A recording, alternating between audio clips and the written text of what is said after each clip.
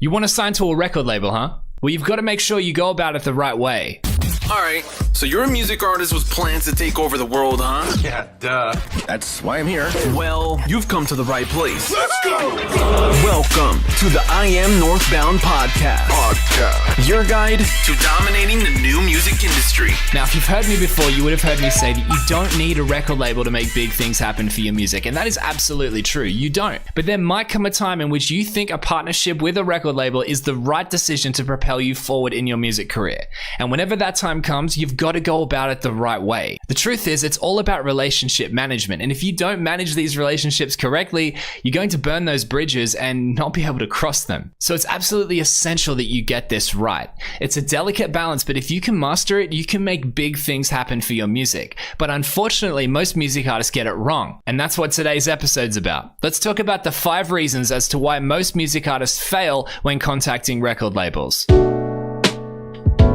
I get contacted nearly every single day by an artist asking me what's the secret to getting signed to a record label, because they truly believe that they need one to take that next step with their music career. Now, I understand where this thought comes from, okay? The music industry has changed so quickly over the last few years that a lot of people are still caught up in old ways of thinking. And they talk to their friends who might have been in a band a few years ago or been a music artist a few years ago, and they'll tell them how they used to operate.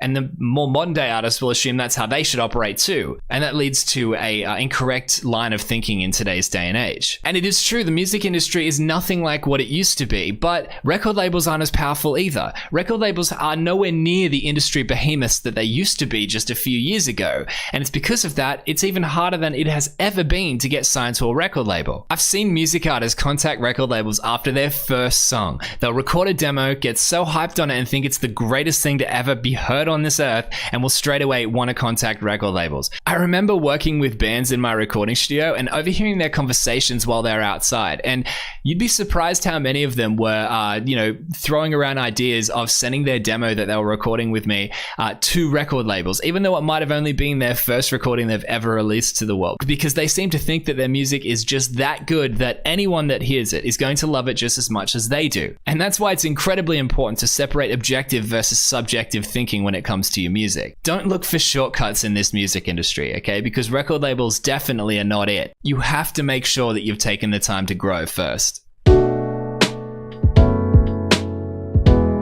No matter what anyone has told you, you can't sit back and wait to be discovered, okay? You need to go out there and earn it. And the first thing you need to do before you even think about contacting any record label whatsoever is build proven momentum, because it's the new music industry and labels want to see proven momentum before they even consider an artist. Ultimately, all this is just one giant business decision for them, and they have to make the right decision. It doesn't matter how good your music is, if you don't have proven momentum behind it, labels are not going to be interested in you. You need proven momentum first.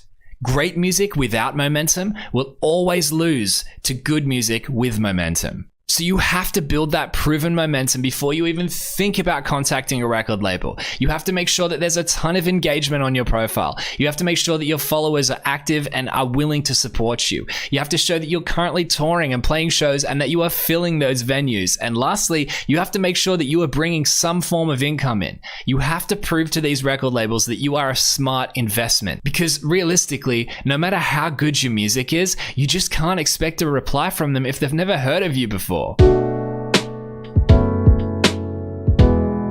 So I don't know if you know this, but a few years back, I used to run a record label, and I'd have artists contact me all the time, and I'd usually receive one of 2 emails. The first would just say, "Can you sign me?" But that's a terrible email because it's too short, there's no subject matter, it's not conversational at all, and it's a terrible tone to speak in. The second type of email that I'd usually receive was a 42-page thesis on why I should sign them. But the problem with that type of email is that it's far too long. You can't expect anyone in their busy day to sit there and read through all of that information. You would assume that anything that long is just going to be irrelevant or ego-fueled content, and that makes it very easy to hit close and not read it. The truth is, label executives are busy people. They don't have time to read 10-page emails. The email that you send needs to get straight to the point and show professionalism. If you send a 10-page email, you're clearly stating to that record label that you have no idea how the industry works, or you'd know that record labels don't like receiving emails that long. So be professional.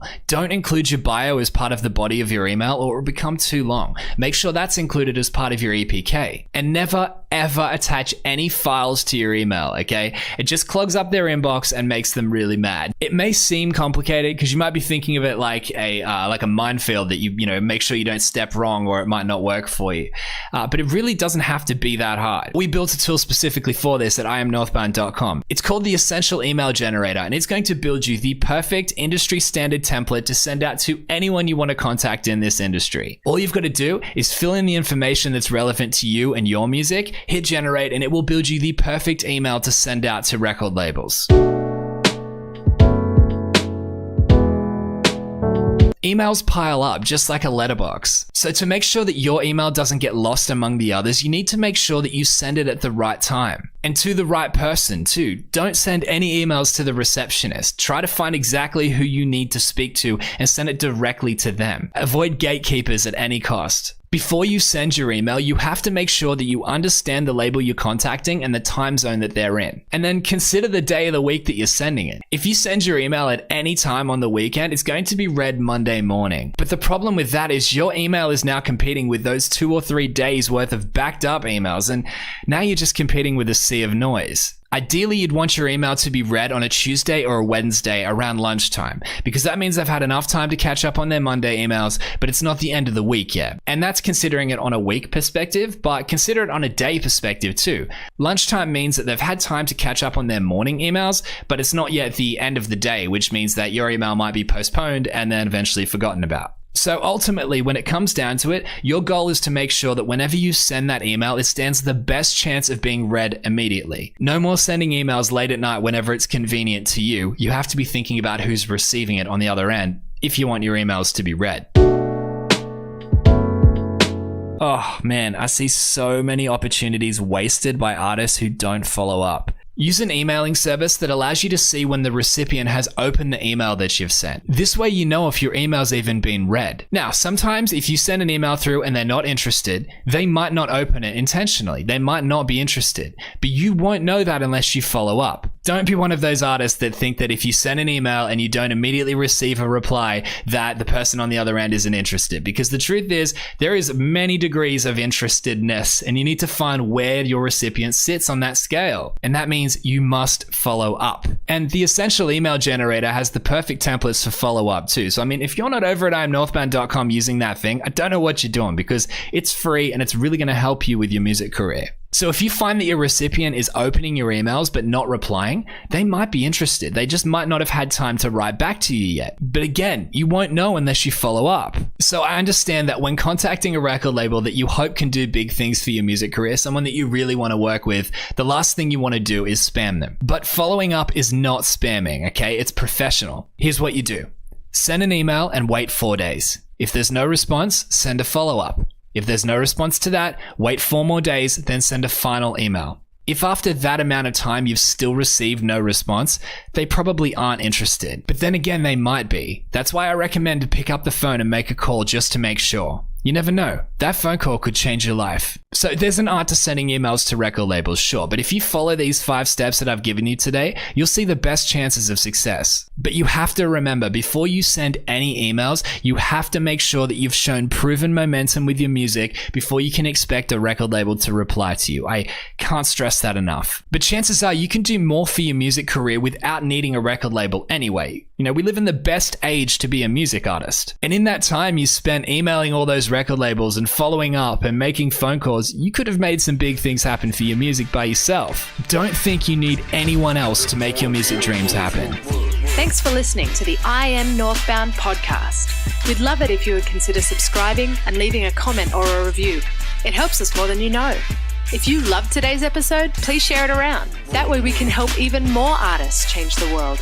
And if you're serious about reaching your music goals, make sure that you've signed up to our free inner circle, I Am Northbound. You'll get immediate access to a vault full of content and tools that will help you dominate this new music industry. Seriously, it's like a cheat code for music artists. Now get out there and let your music change the world.